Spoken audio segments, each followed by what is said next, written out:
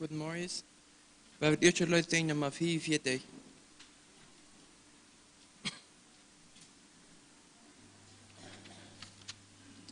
Nummer 44. Ich hab einen mittleren Fürsprecher droben, dass Freundschaft und Liebe auf Erden nichts gleich.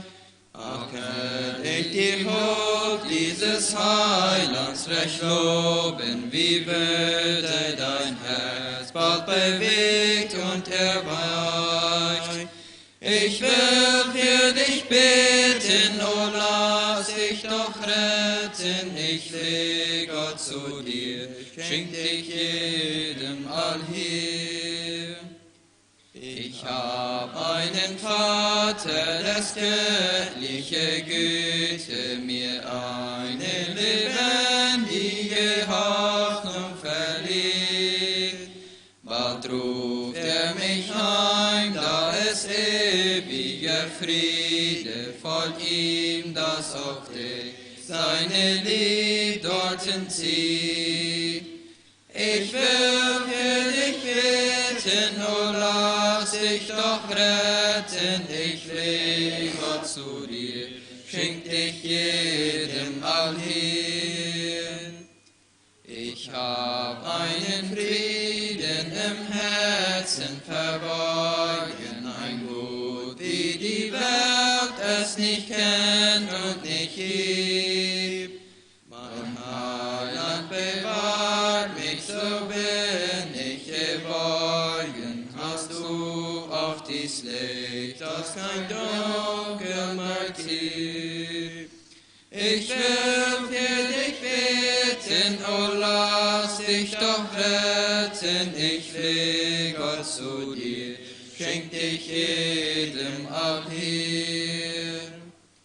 Wohlan, wenn du Jesum dem Heiland gefunden, so sag es auch anderen und führ sie herzu, bis sie auf frohlockend die Gnade bekunden und lieben und danken und loben wie du. Ich will für dich beten, o lass dich doch retten, ich fleh Gott zu dir, schenk dich jedem allhier. Nächste Nummer 146.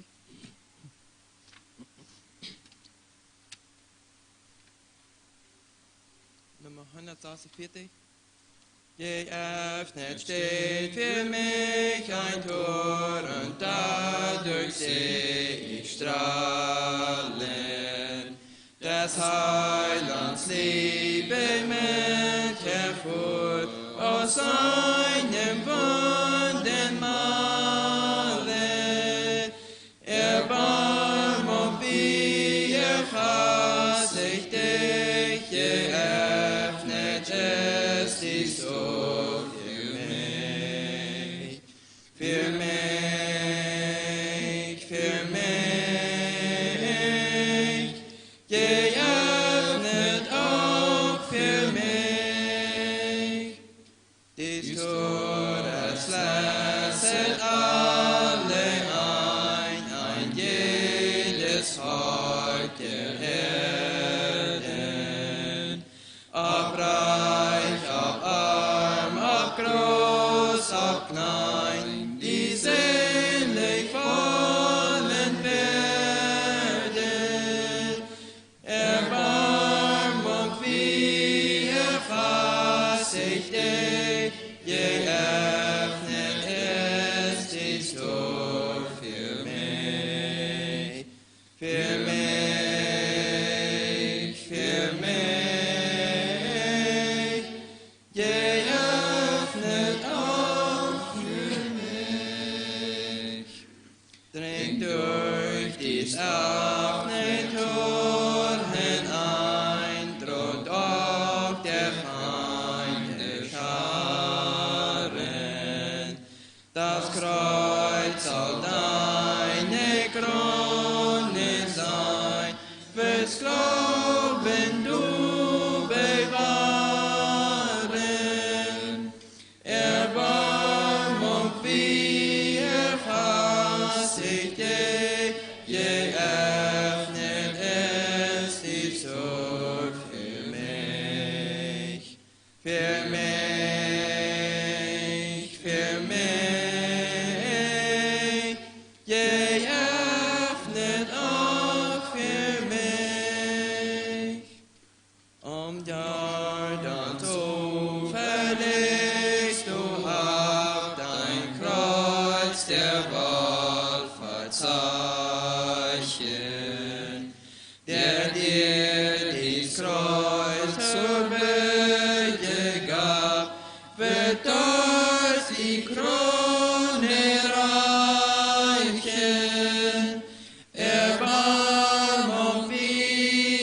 Gesichte geöffnet es sich so für mich, für mich, für mich,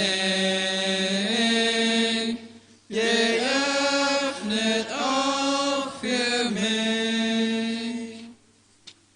Nummer 309.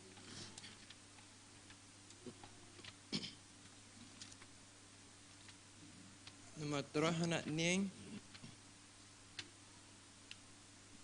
O wie süß klingt Jesu Name, o wie heilt allen Schmerz, und wie bringt Frieden, Freude, jedem kündlich gläubigen Herz.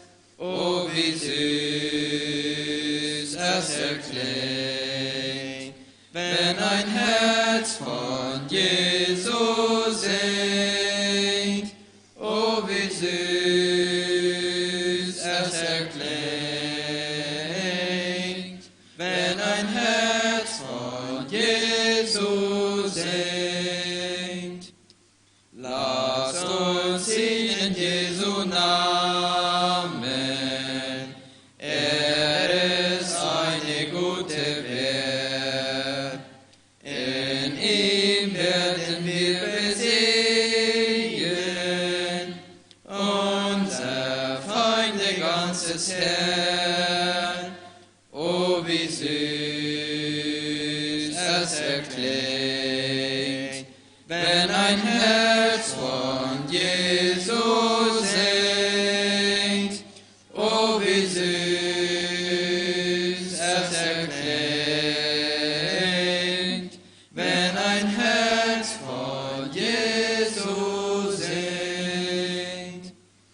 Welch ein teurer Name ist Jesus, o wie so hoch beglückt, dass sein Volk erlöst von Sünde, ihm entgegenjauchzend singt. O wie süß es erklingt, wenn ein Herz von Jesus singt. O wie süß es erklingt, wenn ein Herz von Jesus singt. Singt mit Macht in Jesu Namen, seinen Ruhm mit Mut bezeugt, bis wir zu der Schar gelangen, die gekreuzigt vor ihm neigt. O wie süß es erklingt, wenn ein Herz von Jesus singt. O wie süß es erklingt, wenn ein Herz von Jesus singt.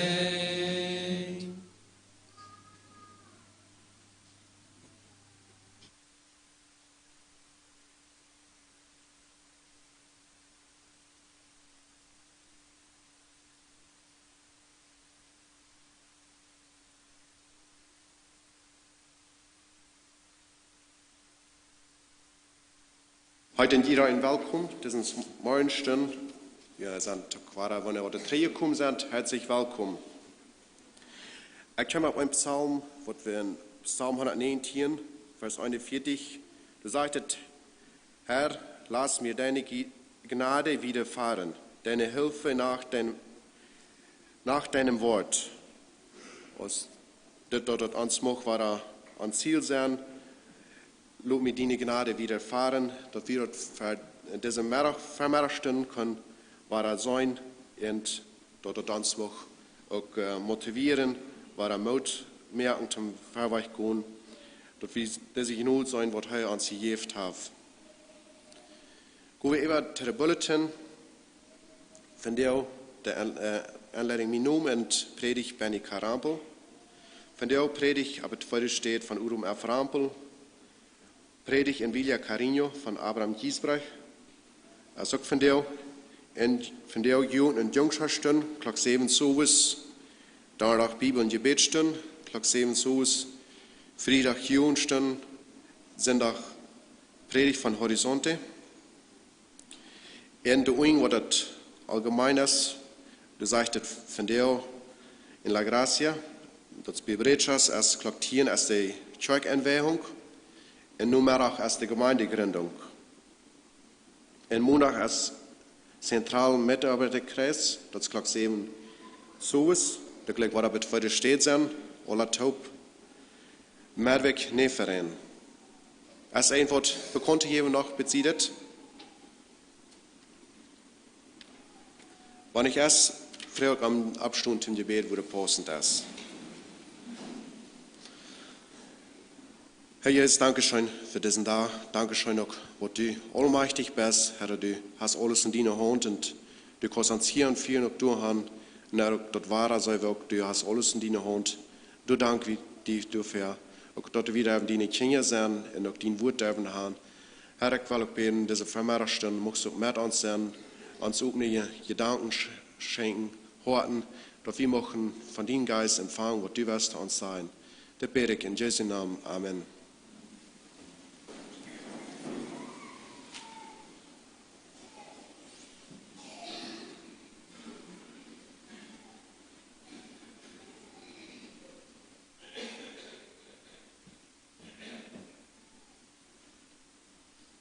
Morris, bei uns noch ein Lied singen, Nummer 192.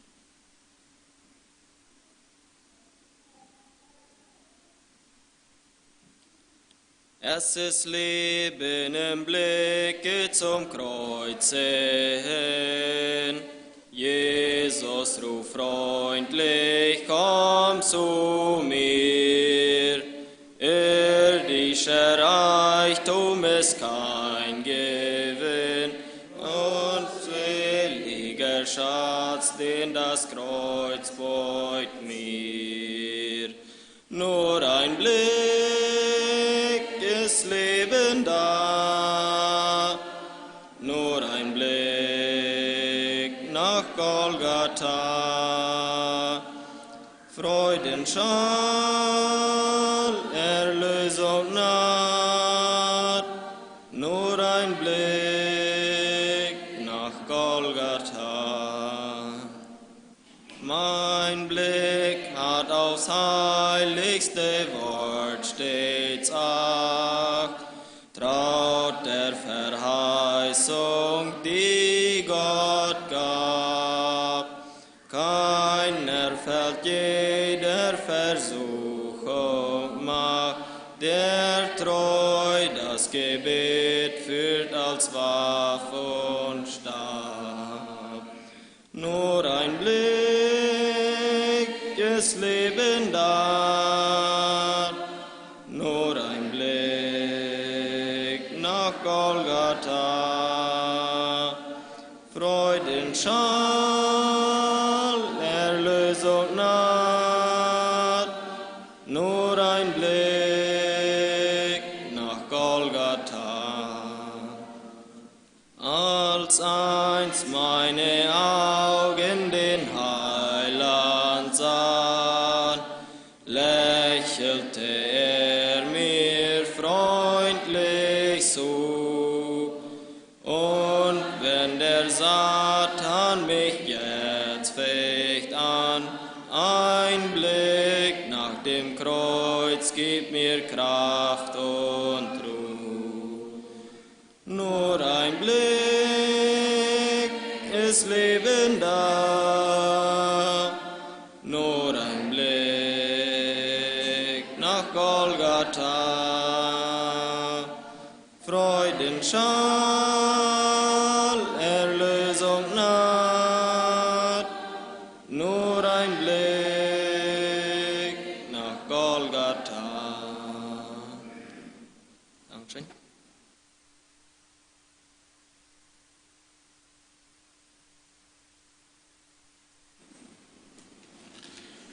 Ja, von der zur Einleitung, Lukas Kapitel 16. Da haben wir eine Begebenheit, was Jesus uns von vertalen hat.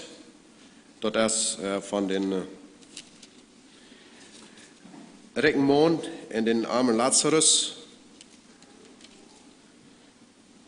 Dort in Lukas Kapitel 16, Vers 19 und wieder, da wird von dort beschrieben.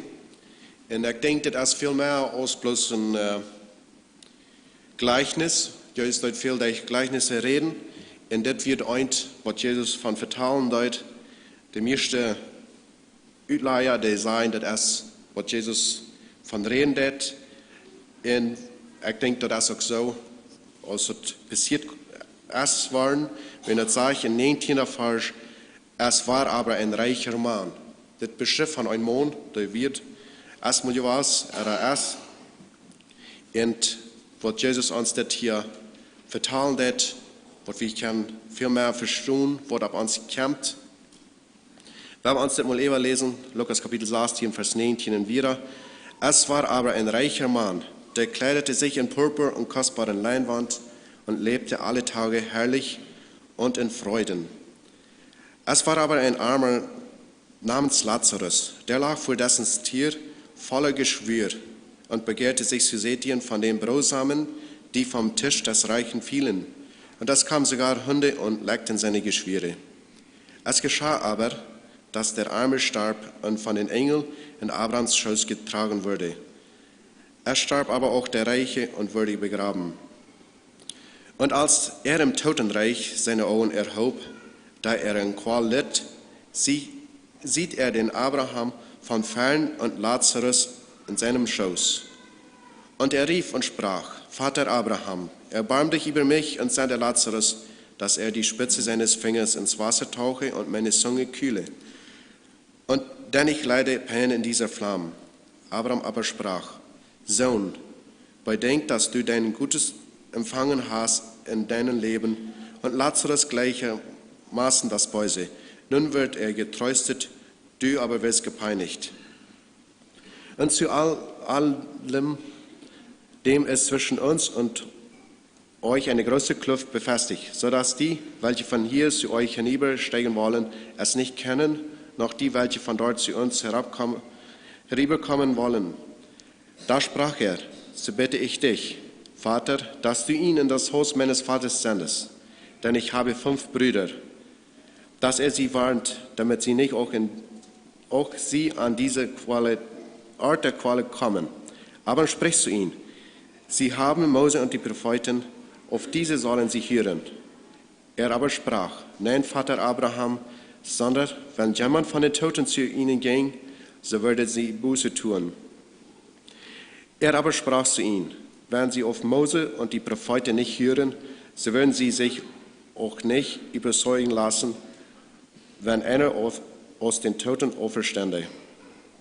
So das Begebennis, das redet von 2 Männern, 2 Personen, also in dieser Geschichte, in der leben auf einem Platz. Das reiche Mann und der Lazarus, die sind bei in dieser Stadt, können sein eine Stadt, wo sie sind gelebt haben.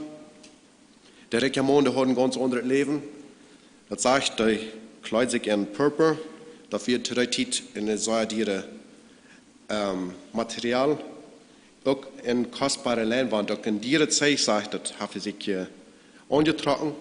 In seinem Leben, das wir alle Tag herrlich in Frieden. Er hat viele Phasen, er lässt sich dort sehr schön gehen und alles, was am Tag hat, dort lebt er nur. Für die Pharisäer wird das Reichtum, das wird für die einmal mit so ein Bild, Gott hat ihn wirklich gesehen, der lebt in Gottes Ehe, wahrscheinlich abrechtig. Er hat einen großen Segen von Gott für die Pharisäer dort. Und ich denke, das Begebennis, dort hat Jesus Charakter der Pharisäer verteilt. Wir haben hier fertig, redet von treuen Diener, ein Gleichnis von treuen Haushalter. Und das Reich umgehen mit das, was wir von Gott geschenkt gekriegt haben. Und das Mann, er lebte ben. Hij deed alles wat am jankert. Hij hat seine der Fall geplant. Und dann sagen wir dort, hier wird das andere Mond, da wird der Lazarus. Hij wird arm und hij wird bei diesem Reckenmond fällt der. Du so wird sein Platz, wahrscheinlich hat er nicht unbedingt ein Haus gehabt, aber wird der Platz vielleicht wieder brachen dort. Und er wird krank, da eine Sache schwer, und der Hund, die kam und dann diese schwere Lecken, die reinlecken. Und er kann sein Hunger mit dort stahlen, was von den Recken sein Dash fall. Der Recker braucht ihm nicht eten, sondern das Lazarus muss dort nehmen, was von den Recken sein Haus rückgeschafft wird, rauffallen dort nimmt er und dort sein Hunger stahlen. Und für die Pharisäer wird es in der Region wird ein anreiner Mond, auch vielleicht auch von Gott verstarrer Mond. Und hier so wird der Tod gekommen.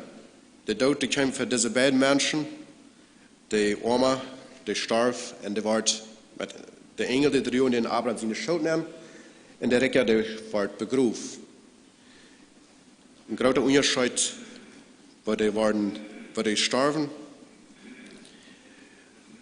Der Recker, der seinen Körper so gut gepflegt hat, der wird begraben, und der Arme, der kam nur Abraham in seine Schuld nehmen.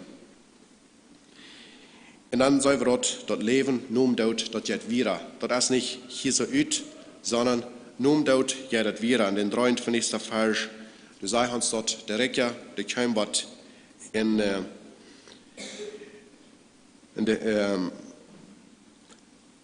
Totenreich nehmen, und du so, auf seine Üben ab. Hier sagt er uns das Möglichkeit zum ersten Mal, auf seine Üben ab. In seinem Leben hat er wahrscheinlich nicht seine Üben abgehoben und gefragt, was das sein von Leben, oder Gott, was weißt du von mir, sondern hier wird es erst, wo er seine Üben abheben wird. Wenn er eine Qual wird, er wird hier so, er dort liegen, und er sagt, Abraham und Lazarus sind die sind auf einer anderen Stadt. Wir sollen auch den Unterschied hier so von dieser Stadt, hier so als eine Kluft waschen, diesen Recken in den Arm. Nun dort wird eine Trane, ich wird bei einem Verdehr, und nun wird dort der Tod gekommen, nun werden sie auf den Stadt, auf dem Platz, wo sie wollen für die Ewigkeit sein, und da wird nun kein anderen mehr. Da wird in der Kluft, was er Tran deut, da ging nicht mehr zu ändern. Und hier wird nun der Recker in der Qual, dort er liegen, und nun hat er eine Bitte an Lazarus. Lazarus soll kommen und ihm in dieser Not helfen. Er soll wenigstens eine Lag Wasser anbringen, aber Tongue ab am Tichol, wenn er dort hier liegen. Aber Abraham sagt, dort ist nicht möglich, wen kriegst du erst diese Kluft waschen. Und dann sollen wir auch dort der Rekkermann nu, als er auch bekämmert an seine Brüder, die was noch Tüß sind. Er sagt, ich habe hier noch 5 Brüder, die sind Tüß und die wollen auch in diesen Platz ankommen. Nu ist hier das Rekkermann bekämmert an seine Nächsten. Wenn wir kicken, fällt wo er noch abieren wird, wo er leben dort, da ging er bloß an Arm. Um den armen Mann, was fällt seine der wird, da hat er keine Erbarm über, und nu wird er tot, und nu will er wenigstens haben, dort Lazarus soll gehen und seine Brüder evangelisieren. Der dort Evangelium verteilen, dass sie nicht wollen, mit diesem Platz ankommen.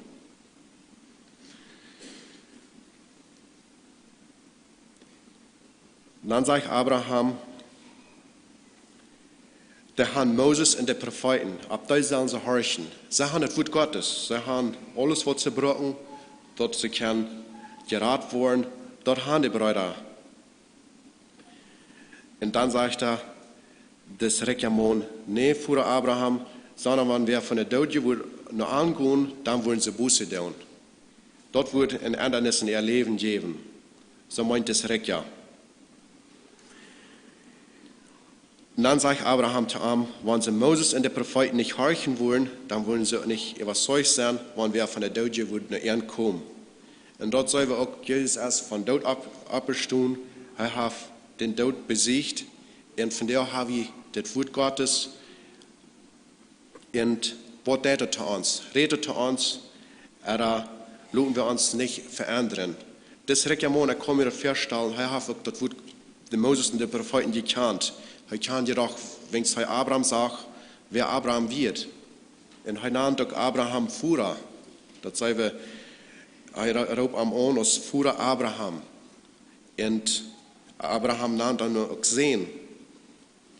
Aber er hat in seinem Leben ziemlich Buße getan. Er hat ziemlich ein Ändernis in seinem Leben gemerkt, ziemlich in Gott gefragt und nu wieder zu Lot. Wir haben nu sein Wort, wir haben Leben in der Gnadenzeit, wir sind begnadigt, dass wir dürfen Buße tun und wer wir dort von der tun, wenn es noch die Zeit durch ist, wenn wir noch können, diese Entscheidung treffen. Früher wir in unserem Leben nur Gott, er lebe glücklich durch Han, das ist das Mond. Er früh nicht in seinem Leben nur Gott, sondern er lebt für sich. Er früh nicht, wo dann seinen Nächsten dort denkt. Wenn wir in Johannes 13, 35 sein, da sagt er unser Leib nur am Nächsten, dass auch unser Leib zu Gott wird sich an unseren Nächsten bewiesen. In das Mond, seine Leib, der wir dort zum Nächsten wieder nicht, auch nicht zu Gott. Er früh nicht nur Gott. Und die andere Frau, glaube an das Wort. Glaube dort, was geschrieben steht, und selber dort auch gehorsam. Weil wir gehorsam sind, sein Wort, und von der Frauen, was er für uns will, was wir sollen tun, und wer wir Buße tun, wollen wir noch nicht haben. Johannes 3, Vers 16, ein bekannter Vers, der sagt dort, all die da an Glauben, die wollen leben, sie wollen das ewige Leben kriegen. Gehen wir wieder mit dem Gesang.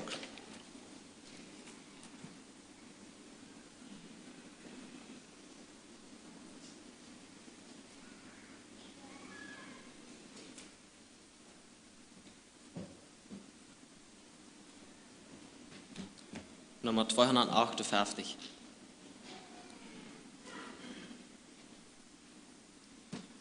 Du, mein ewig treuer Jesus, mehr als Freund und Leben mir, durch mein ganzes Erdenleben, lass mich sehen, Herr, mit dir, Herr, mit dir, Herr, mit dir, Herr, mit dir, Herr, mit dir. Durch mein ganzes Erdenleben, lass mich sehen, Herr, mit dir. Nicht um Lust und Erdenfreude, nicht um Ruhm fleh ich zu dir. Freudig will ich leiden wirken, aber lass mich sehen mit dir. Herr, mit dir, Herr, mit dir, Herr, mit dir, Herr, mit dir. Durch mein ganzes Erdenleben, lass mich sehen, Herr, mit dir. Trag mich durch die Wogen brausen, durch das dunkle Tal mich führ, und zum Tor des ewigen Lebens lass mich ziehen, Herr, mit dir, Herr, mit dir, Herr, mit dir, Herr, mit dir, Herr, mit dir. Durch mein ganzes Erdenleben lass mich ziehen, Herrn mit dir.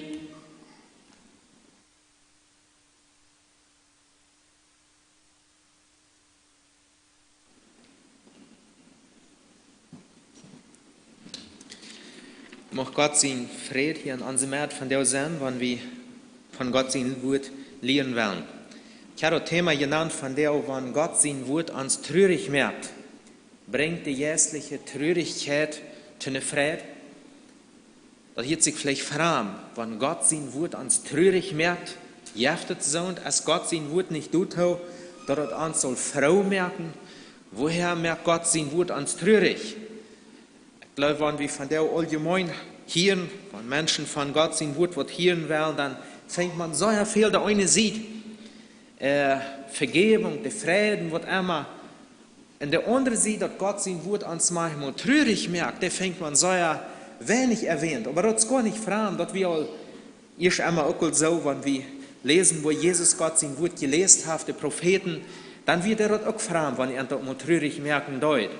Ein paar Vers einmal du bis aus Einführung in 2. Timotheus, wo du von reden, dass Gott sein Wort traurig merken det. 2. Timotheus 3 sagt hier, dort sagt, in diesem bekannten Vers, alle Schrift ist von Gott eingegeben und nützlich zur Belehrung, zur Überführung, zur Zurechtweisung, zur Erziehung in der Gerechtigkeit. Gott sein Wort erst im Abertragen. Andere Übersetzung, Luther, der sagt, zum Beispiel, da steht Überführung, sagt er, du, zum Strufen.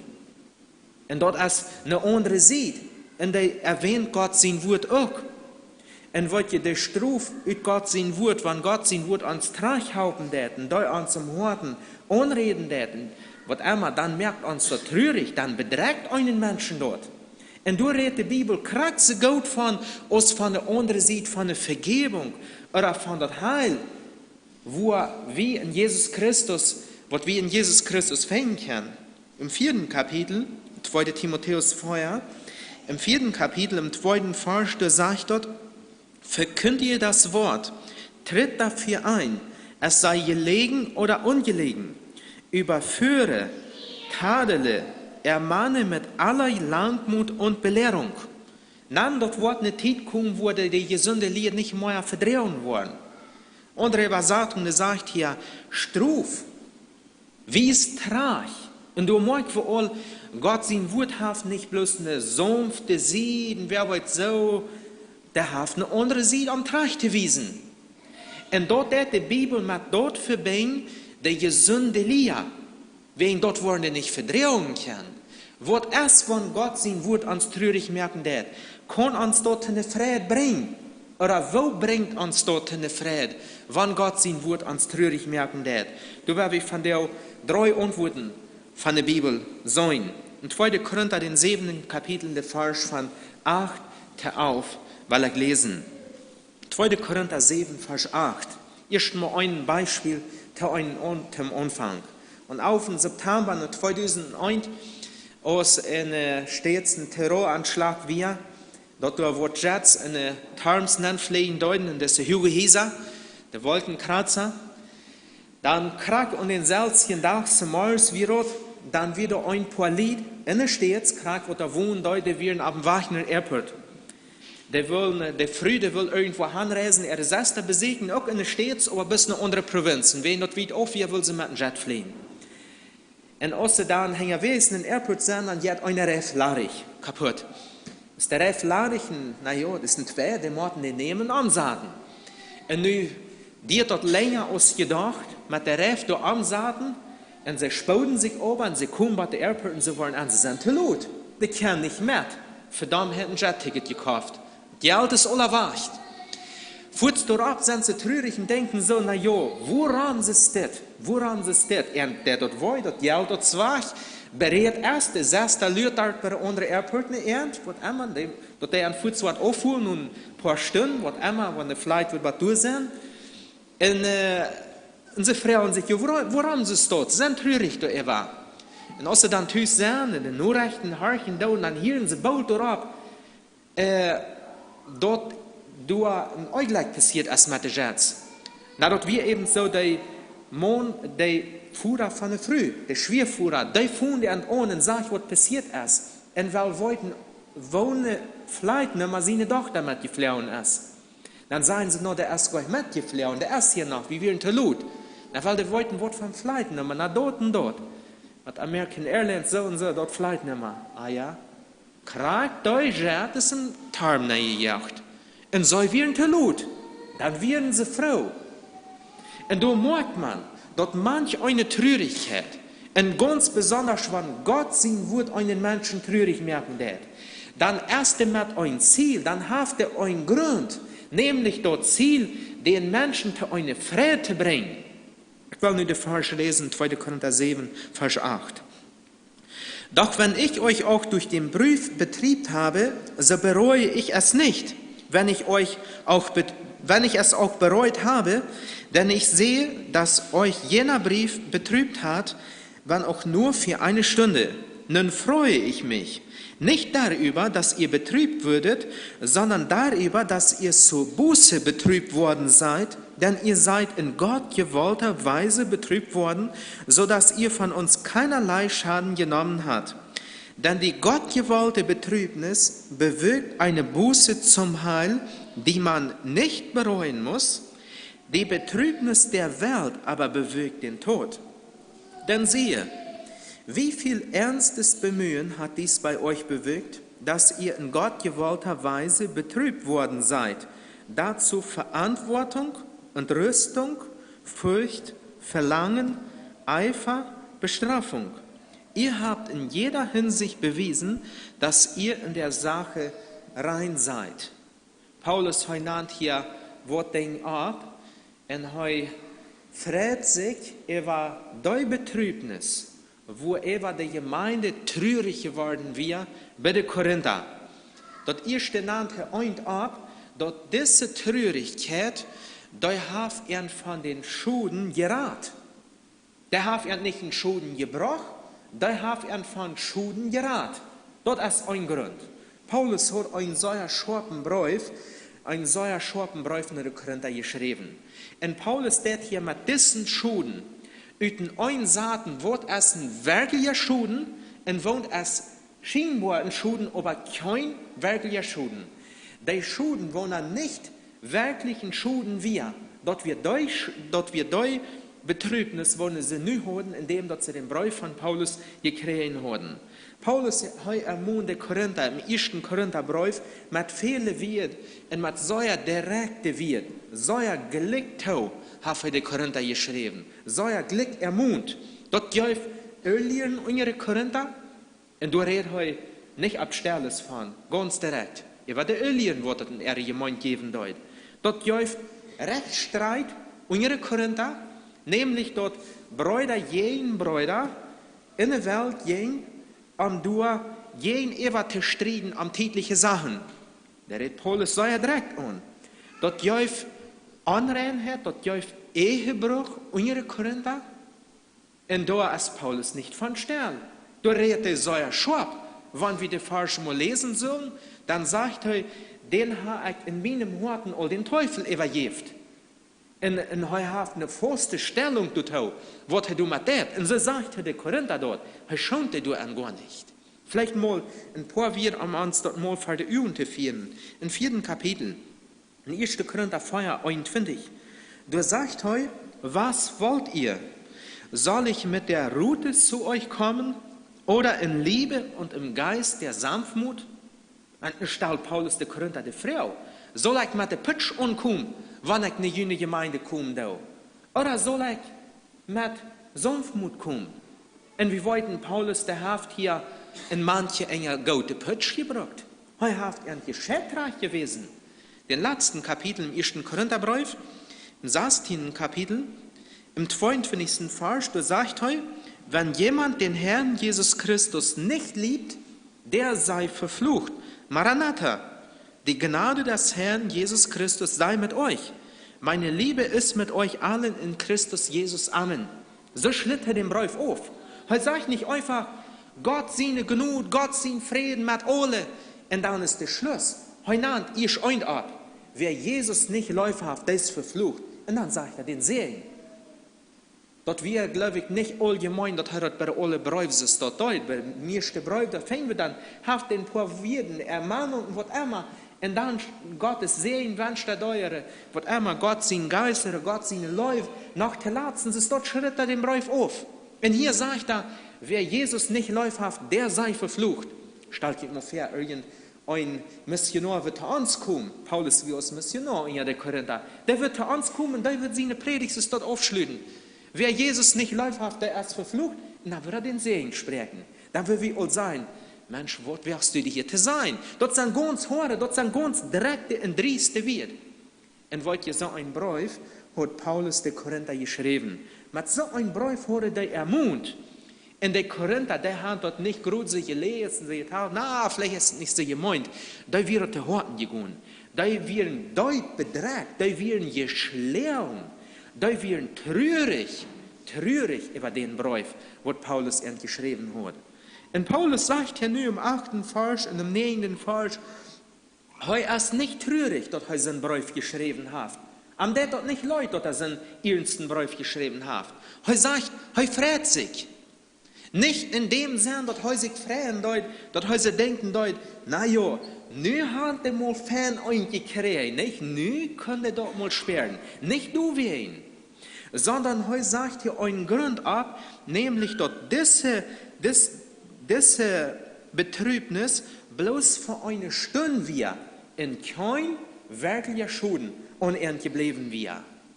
Wenn wir im 2. Korinther, den 2. Kapitel lesen, im 4. Vers, dann soll wir Paulus seine Anstellung wir bei den ersten Brief, 2. Korinther 2, Vers 4.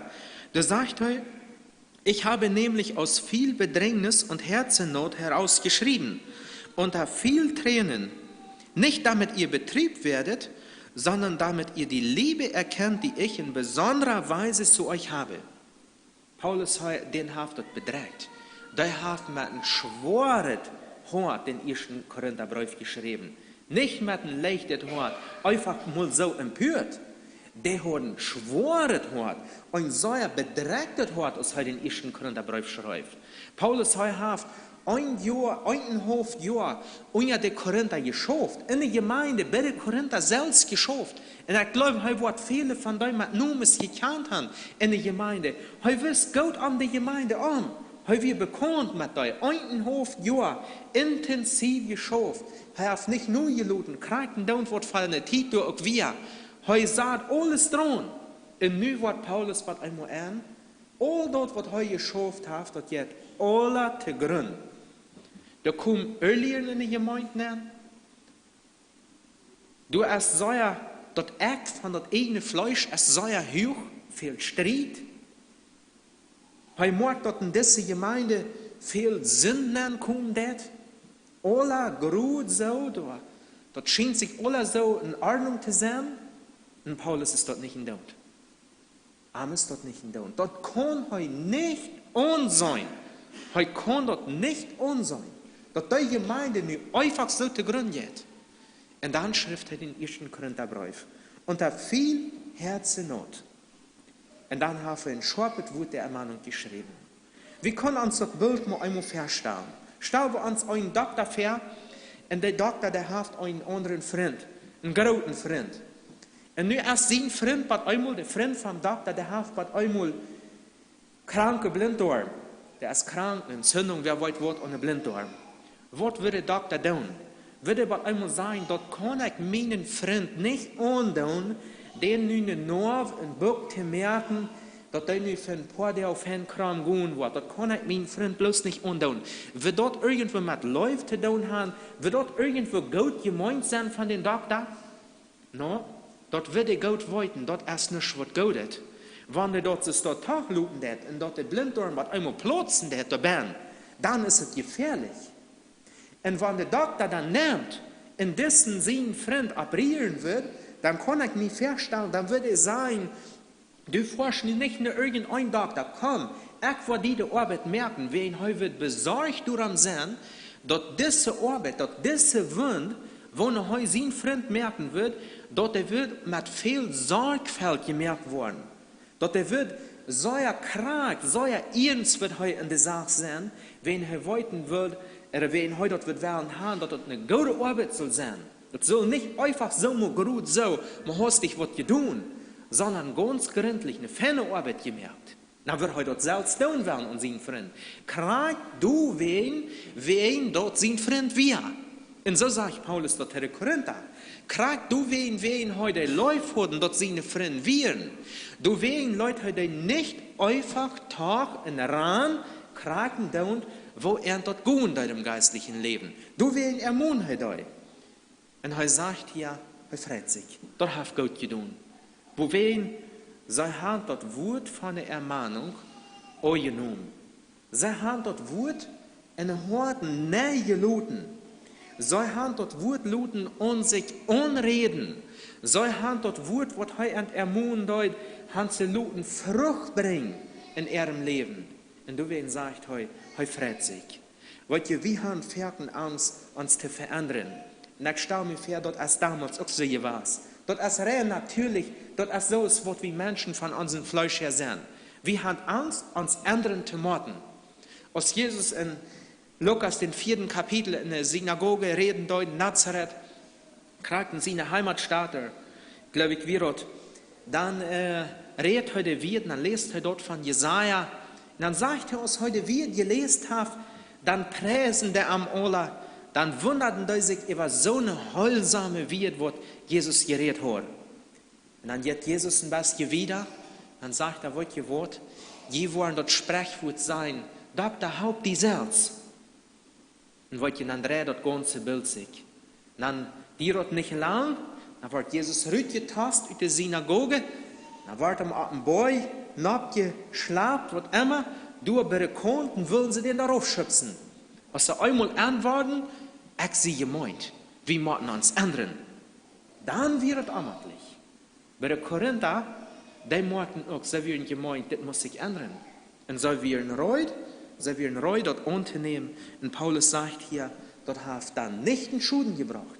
Dort wir gorchen Schuden, wo er wirklich wir.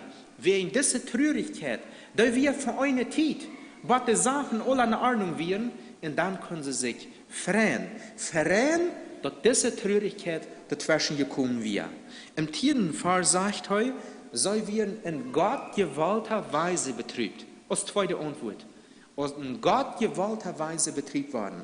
Sie werden so traurig geworden, als Gott das will.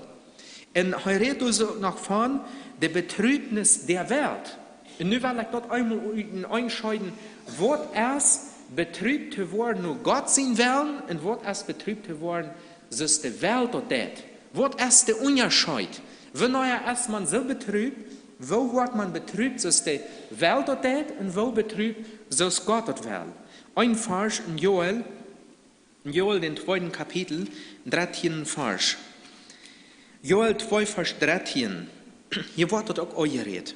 Zerreißt eure Herzen und nicht eure Kleider und kehrt zu dem Herrn, euren Gott, denn er ist gnädig und barmherzig und langmütig und von großer Gnade und das Übel reut ihn.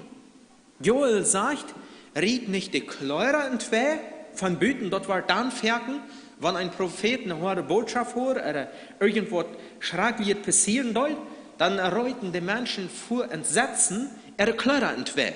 Und Joel sagt nu, dort nicht ohne Kleider, dort Bern im Horten.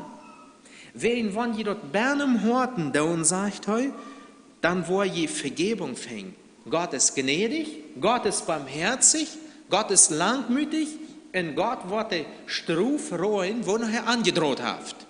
Das ist aus einer Verheißung durch, wann ein Mensch nur Gott seine Wies, nur Gott gewollter Weise betrübt worden wird.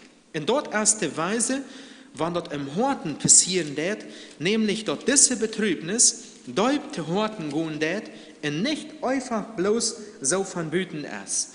Gott gewollte Betrübnis, dort erst eine Umkehr im Horten. Gott gewollte Betrübnis, dort bewirkt eine Buße zum Heil. Eine Gott gewollte Betrübnis, dort erst eine Selbsternüchterung. Das ist der Korinther dort gehen deut. Paulus schriftlich, kick mal her, das stimmt oder nicht. Und dann wird einmal waren der selbst nicht dann, und dann wirken der selbst ab. Während der selbst, was einmal empört, wird jaftet hier alles.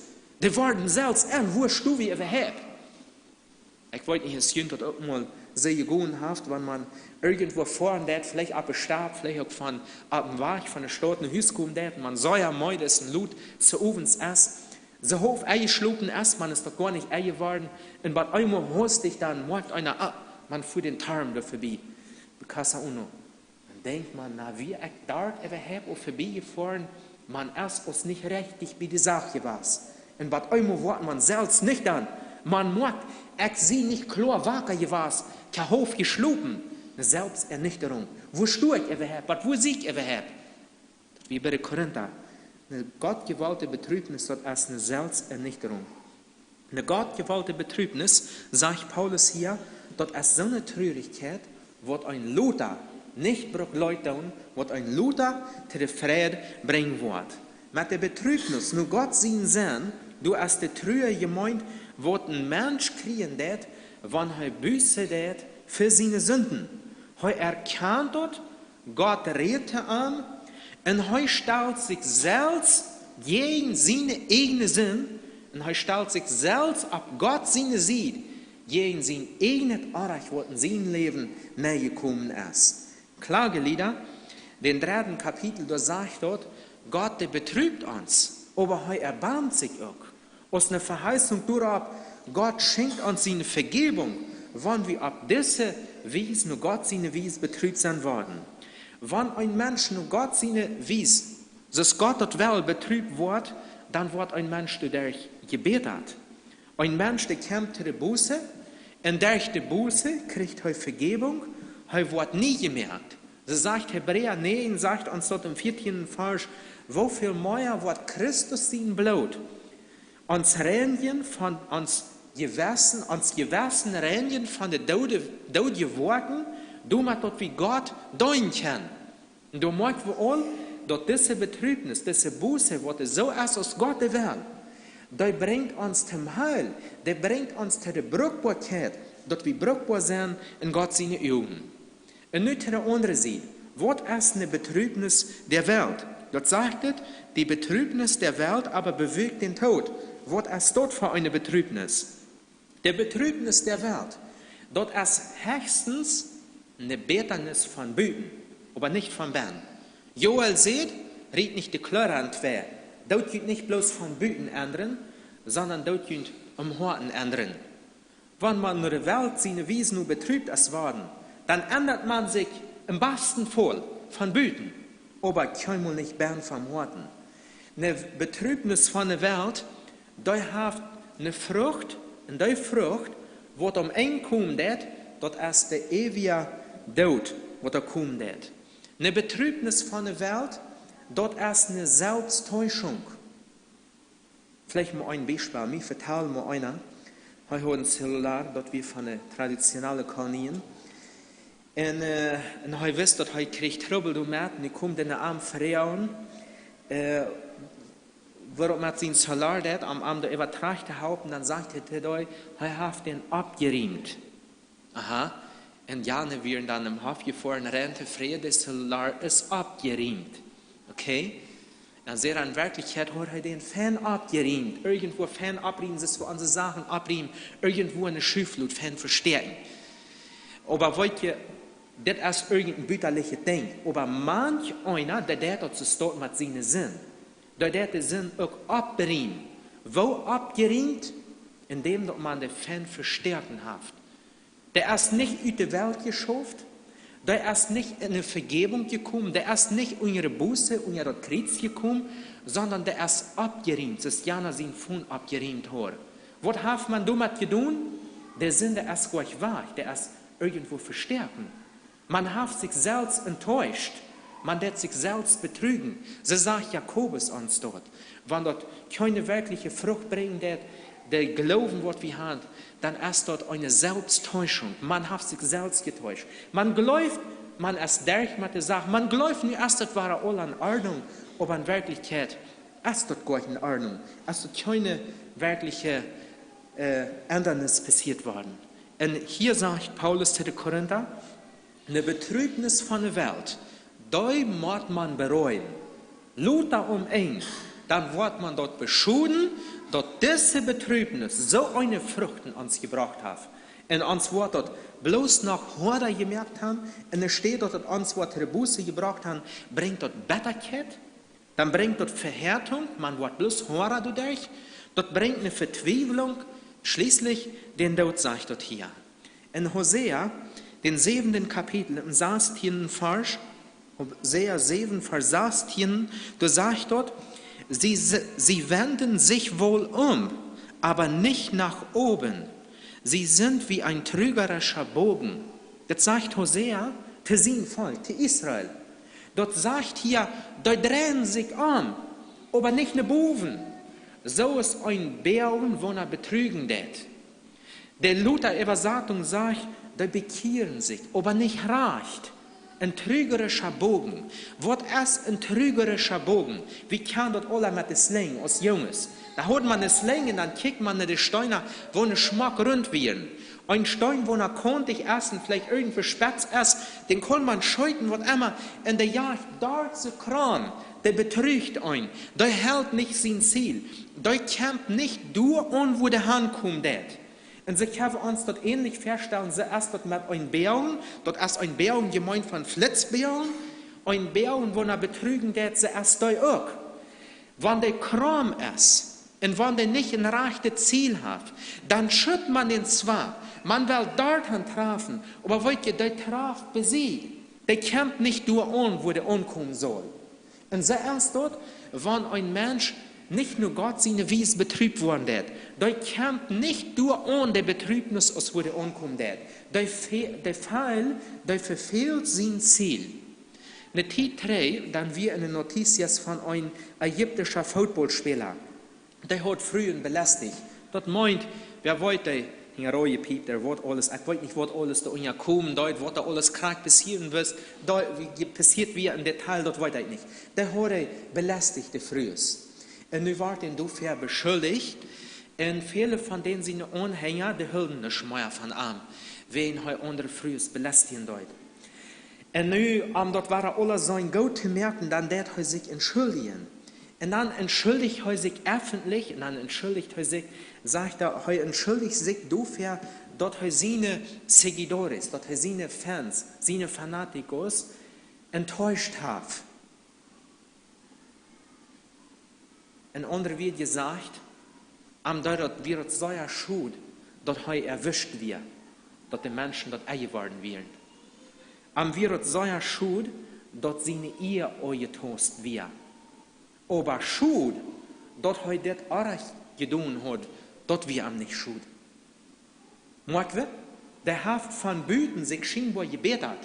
Und er kann wahre Match spielen in seinem Club. Er kann wahre Football-Match spielen. Er hat sich entschuldigt. Der kann wahre Football spielen, Match spielen in seinem Club. Aber was die Wirklichkeit, wie nichts passiert. Bloß von Büten hat er sich entschuldigt. Die Sache zu verschmieren. Und das wie scheinbar alles gut. Aber was ihr dort Bern wäre kratzes einmal eine Selbsttäuschung. Hat sich selbst getäuscht und alle anderen getäuscht. Der Betrübnis der Welt, der bringt den Tod. Und das ist eine Betrübnis, wo man an eng bereuen wird, wenn man wird merken, dass wir bovenab und nicht vom Horten. In 1. Korinther, den 11. Kapitel, im 31. Fall sagt Paulus zu den Korinther, 1. Korinther 11, Vers 31, da sagt er, denn wenn wir uns selbst richteten, würden wir nicht gerichtet werden. Wenn wir aber gerichtet werden, so werden wir vom Herrn gesichtigt, damit wir nicht samt der Welt verurteilt werden. Paulus sagt, wenn wir uns selbst richten wollen, das meint, wenn Gott sein Wort zu uns reden wird, und wenn Gott uns wiesen wird, wir sind erreicht. Wenn wir dann selbst wir Tod geben und zu sagen, jo, ich wir erreicht, dass wir selbst sein, ich sie erreicht, dann braucht der Herr uns nicht rechten und wiesen, wie wir erreicht. Dann braucht er uns nicht züchtigen. Und hier einmal zu der Frau, was du wie, wenn die Bibel uns ansprechen wird. Was du wie du mit? Ab wann Wies ab wohne Wies det uns dort trürig merken, von Büten oder von Bern. Sag ja erst dort von Bern nicht gemeint, das von Bern trürig gemerken, von Bern der Ändernis, von Büten ist nicht zu sein. No, der Ändernis, der jetzt deut Bern im Horten nennen, und von Bern ändert sich dort eine Büten an. Aber eine andere Ändernis, der erst, wenn dort von Büten erst in gar nicht zu Horten gegangen ist. Wo der dort, wann uns dort ansprechen det, wann dort hört, was einmal anfängt zu klappen, vielleicht denken wir mal drei ab Evangelisation, da haben wir verschiedene gehört, Gott sein Wort hat auch zu uns geredet. Wo der dort bei uns bern? Bringt uns dort eine Betrübnis von der Welt oder eine so eine Betrübnis, was Gott dort haben will? Lut wie dort Wurden uns nun oder lut wie dort nicht in uns nun? Wo du wie du merkst, wann wir über Gott sein Wort nur denken und wie möchten wir einmal, die Sachen sind du mit gemeint, dort wie überhaupt wird auch kann besser werden in meinem Leben. Wenn uns dort Gewissen pläuen det, dort Gewissen zu uns reden det, der innerliche Stern im Horten zu uns reden det, wenn wir ermunt worden von jemandem oder durch eine Predigt, was tun wir damit? Bringt dort im Horten eine Frucht, eine Ändernis, oder bringt dort bloß Büten eine Frucht?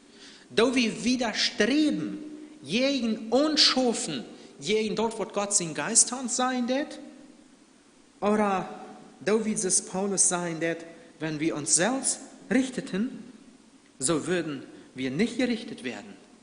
Nu dort laatste dort drede, im Augenfarsch gesagt, hier redet er von der Frucht von der Buße.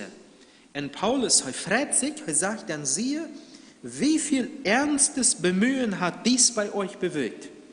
Paulus, er kijkt und er sieht die Frucht von der Buße in der Korinther. Er sieht die Frucht von der Ändernis, er sieht die Frucht von der gottgewollte Betrübnis in der Korinther. Und er sieht, das ist nicht einfach fair gespielt, das ist nicht einfach getäuscht, sondern das kommt von Horten. Dort sieht er, und er nimmt den Beweis durch und er erwähnt den Beweis. Wo wen er wollten, das hat eine gute Frucht gebracht, Gott hat seine Frucht und ja die Korinther bewirken können. Aus Johannes der Täufer und Jordan taufen deut, dann deut er krack so aus Paulus die Frucht von der Buße beurteilen. Und dann kommen die Pharisäer, die Schriftgelehrten, wird immer von Volk ob nur Johannes an sich taufen zu luden, und da leuten sich viele taufen. Viele von denen deuten wirklich Buße. Aber was einmal dann kommen, da wohnen haben, die haben überhaupt nichts geändert in ihrem Leben. Bloß du mal dort sie, die Menschen sich alle Leuten bei Johannes taufen ab der Buße. Nicht können sie irgendwo sich luden taufen ab der Buße. Und in Wirklichkeit haben sie nichts getan. Du mal dort sie sind mit den Schienenmeter andeuten. Dann sagt Johannes zu dir, wie es der Entrachen sagt, dort reichschofene Frucht von der Buße. Was ist eine reichschofene Frucht von der Buße? Dort sagt hier, dort soll in Gott gewollter Beweise betrübt worden sein, dort hat unser Ernt Verantwortung gebracht. Dort hat er Verantwortung gebracht. Verantwortung über dort, wird nicht reicht wir. Sie haben sich selbst verantwortlich gefolgt, dort wird ändern muss, hat Verantwortung gebracht. Dort hat Entrüstung gebracht. Oder man kann auch sagen, dort hat Unwillen unser Ernt gebracht, dort sie über dort arach, was geworden wir. Sie werden entrüstet, dort so wird unser Ernt überhaupt geben dort. Dort hat eine Furcht unser Ernt gebracht. Eine Furcht, dort meint die Furcht, dort sie eine Furcht des Herrn handeln deuten, und nicht bloß mit Menschenfurcht. Dort hat ein Verlangen unser Ernt gebracht. Ein Verlangen, dort Falsche war reich zu merken. Dort war in Ordnung zu bringen. Dort hat einen Eifer unser Ernt gebracht. Ein Eifer, damit dort das soll reingemerkt worden, und dort der Sünder war so Trainer Buße geführt worden. Dort hat Bestrafung unser Ernt gebracht. Bestrafung für den, wer nicht will sich ändern, wer nicht will Buße tun. Und Paulus sagt hier zu euch, die haben bewiesen, dass die in jeder Sache rein sind. Ich glaube nicht, dass er hier sagen will, die haben bewiesen, die haben mit das alle nichts zu tun, die haben rein hängen, sondern er will hier damit meinen, sie haben bewiesen, dass sie alles gemerkt haben, dass sie alles unternommen haben, diese Sachen reinzubringen, diese Sachen können in Ordnung sein. Und wenn wir den 16. Vers lesen, in 16. Kapitel, im 7. Kapitel, da sagt er, ich freue mich nun, dass ich mich in allem auf euch verlassen kann. Diese eine Buße, der hat so viel verändert bei den Korinther. Dort, wo er erst wird gesagt hat, je Korinther, je gehen im Verdorben, wann je dessen Weg wieder gehen. Je gehen in der Irre, wie ein Alien unter sein. So kann Paulus nu von der anderen Seite ernst sein. Im 16. Kapitel, hier im 7. Kapitel, kann mich nu ab ihn verloten. Hij weet, diese Änderung, die wird deutlich im Horten passiert. In Hebräer, den 12. Kapitel, in 11. Vers, da sagt uns dort, mit strenger Hand erzogen zu werden, tut weh und scheint zunächst alles andere als ein Grund der Freude zu sein. Später jedoch trägt sie eine solche Frucht der Erziehung bei denen, die sich erziehen lassen, reiche Früchte. Ihr Leben wird von Frieden und Gerechtigkeit erfüllt sein. So schrift der Hebräer. Mit strenger Hand erzogen zu werden, das war. Und ich glaube, das würden die Korinther auch gesagt haben. Das war von Paulus mit seiner strengen Hand abertragen zu werden. Aber das hat eine gute Frucht gebracht. Eine Frucht, wo sie sich Luther verfreien können. Und ich will das nun einmal an einem Beispiel noch verdeutlichen, wo das meint, das wirklich ein gottgewollte Betriebnis zu werden, dass das eine Friede bringt.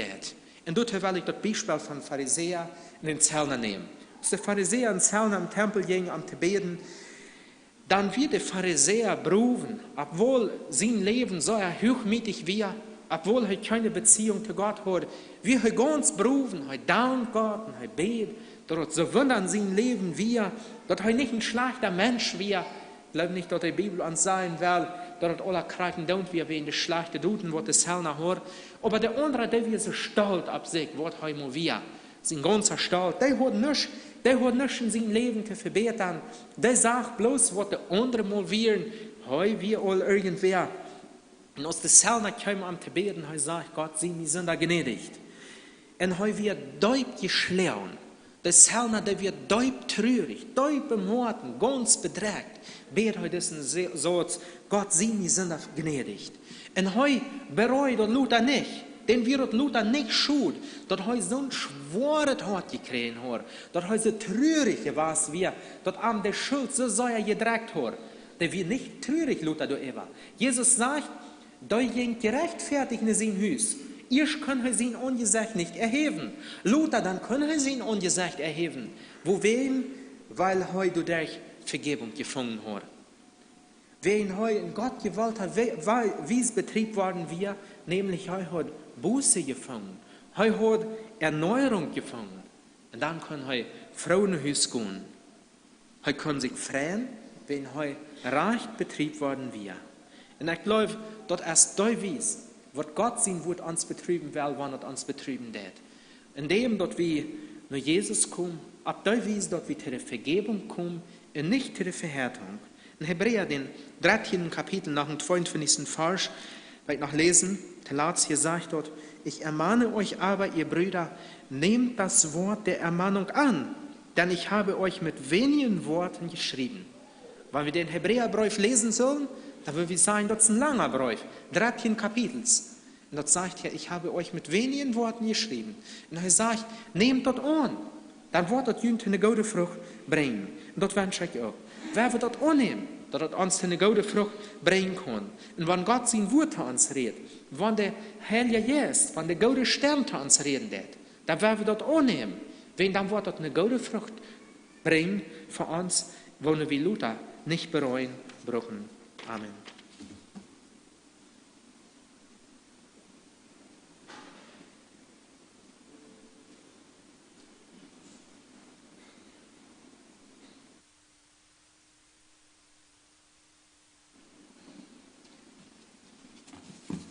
Weil wir noch Nummer 552 sehen.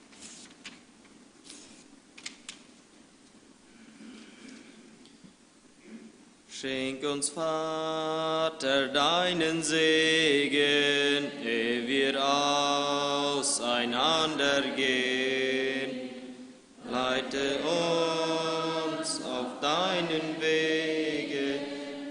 zum frohen Wiedersehen. Segne, Herr, was wir geredet, höre unsers Herzens Flehen. Ist es, Herr, dein gnädiger Wille, schenk uns bald ein Wiedersehen. Herr, du gabst uns deine Speise, Brot von Himmel, Gottes Wort. Müde Knie schreiten kraftvoll, lässige Hände wirken fort. Segne, Herr, was wir geredet, höre unsers Herzens Flehen. Ist es, Herr, dein gnädiger Wille, schenk uns bald ein Wiedersehen. Geist von oben, walte in uns deinen Tempel, lass uns sein und auf deinen Gnadenwegen führe uns zum Himmel ein. Segne, Herr, was wir geredet, höre unsers Herzens Flehen. Ist es, Herr, dein gnädiger Wille, schenk uns bald ein Wiedersehen.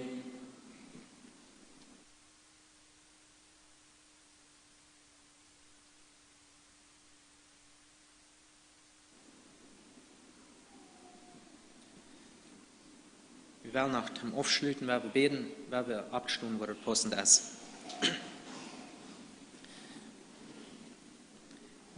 Himmlischer Vater, wir danken dir dafür, dass wir wollten dürfen und vertrauen dürfen, Herr, dass du uns ein guter, ein gerechter Vater, Herr, uns aus deinen Kindern leiden und abtragen das.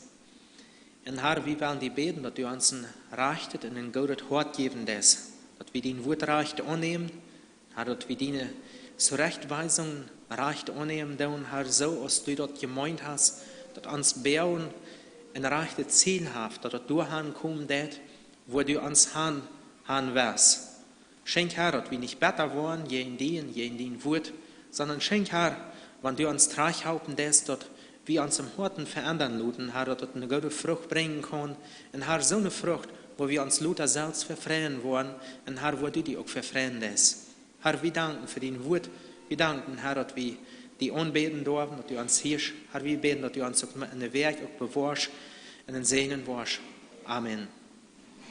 Gott sind Segen mit euch.